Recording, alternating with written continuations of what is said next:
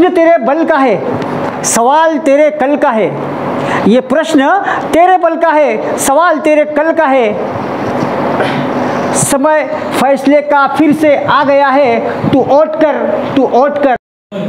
100% माऊली पवारांनी आता सांगितलं की माझ्या विरोधात त्यांनी कोर्टामध्ये जाण्याची भाषा बोलली आहे।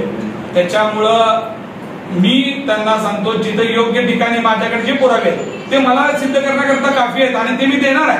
गरज पडली तर तुमच्या मीडिया समोर सुद्धा ते सगळे पुरावे देतो।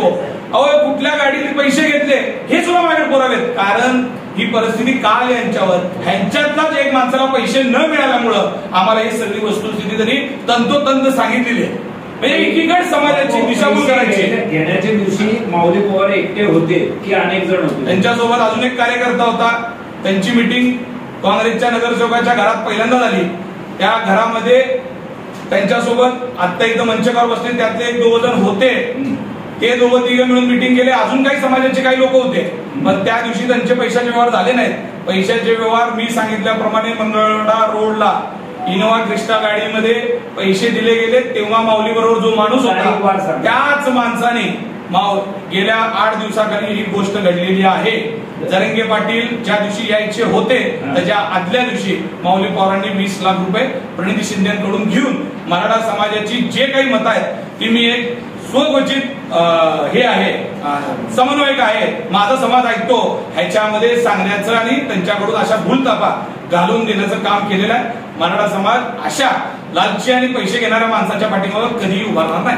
हा नगरसेवक करून मंगळवेढा रोडवर एका क्रिस्टा गाडीमध्ये 20 लाख रुपयाची अमाऊंट घेतलेले माझ्याकडे पुरावे आहेत।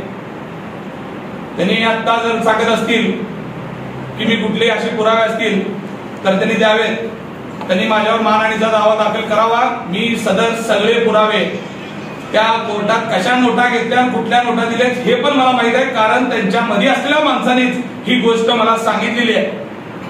समाजाच्या नव्हतं मलिदा खाण्याचं काम यावेळेस नाही झालं तर या आधी सुद्धा बरेच वेळा समाजावर दलाली करण्याचं काम, कॉन्ट्रॅक्ट घेण्याचं काम या माऊली पवारांनी केलेलं आहे। संबंध सोलापुरात माहित आहे। जरंगे पाटलांना सगळ्यात पहिल्यांदा जरंगे पाटील सोलापुरात शिवाजी महाराज छत्रपती शिवाजी प्रशालामध्ये एकदा आले होते। त्याच वेळेस जरंगे पाटलांना विरोध करणारा सगळ्यात पहिला मराठा समाजातला कार्यकर्ता कोण असेल तर माऊली पवार आहे। कारण जरंगे पाटील त्यावेळेस भूमिका घेतली होती की मराठा समाजाला ओबीसीतनं आरक्षण मिळावं आणि त्यावेळेस माऊली पवारांनी त्यांना विरोध केलाय हेही त्यावेळेस मराठा समाजातल्या बऱ्याच लोकांना माहित आहे। हे एकीकडे जरंगे पाटील आज जाहीरपणे सांगतात की आमचा लोकसभेत कुठल्याही पक्षाला पाठिंबा नाही, कुठल्याही म्हणजे भारतीय जनता पार्टीला नाही, शिवसेनेला नाही, कुठल्याही एकाही राजकीय पक्षाला पाठिंबा नसताना तुम्ही खास करून काँग्रेसच्या उमेदवाराला निवडून आणण्याकरता जी इथं सुपारी घेतली आहे ती उघडी पडली आहे, म्हणून आता माऊली पवारांच्या पोटात आग लागली आहे। त्या दिवशी सुद्धा जरंगे पाटील सोलापूरला आले होते। त्या दिवशी गाडीत बसल्यानंतर माऊली पवारांना खाली उतरवलं की मी कुठल्याही राजकीय पक्षाचा आमदाराचा बुके घेणार नाही, पण त्या दिवशी सुद्धा माऊली पवारांची कशी तिळपापड झाली, कशा पद्धतीने राम जाधवला बघून घेतो अशी भाषा बोलली गेली, संबंध सोलापूरकरांनी बघितले। मी जाहीर सांगतो मराठा समाजाला सुज्ञ मराठा समाज गल्लीपासून दिल्लीपर्यंत राजकारण करणारा मराठा समाज आहे, त्यामुळे तुम्ही सांगायची गरज नाही।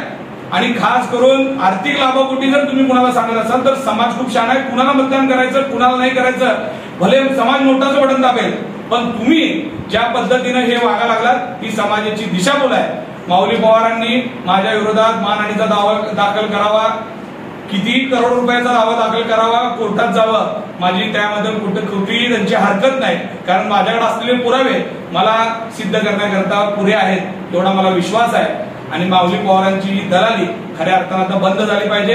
यानंतरच्या काळात मराठा समाजाच्या युवकांनी समाजाने अशा भामट्यांपासून सावध राहिलं पाहिजे, कारण या लोकांनी समाजाच्या नावानं तर सगळ्या गोष्टी कमवल्यात, पण तुम्ही बघितलं असेल याच माऊली पवारांची सुरुवात कशी होती आणि आज माऊली पवार कशा पद्धतीने आहेत हे सगळ्या संबंध सोलापूरकरांना माहित आहे।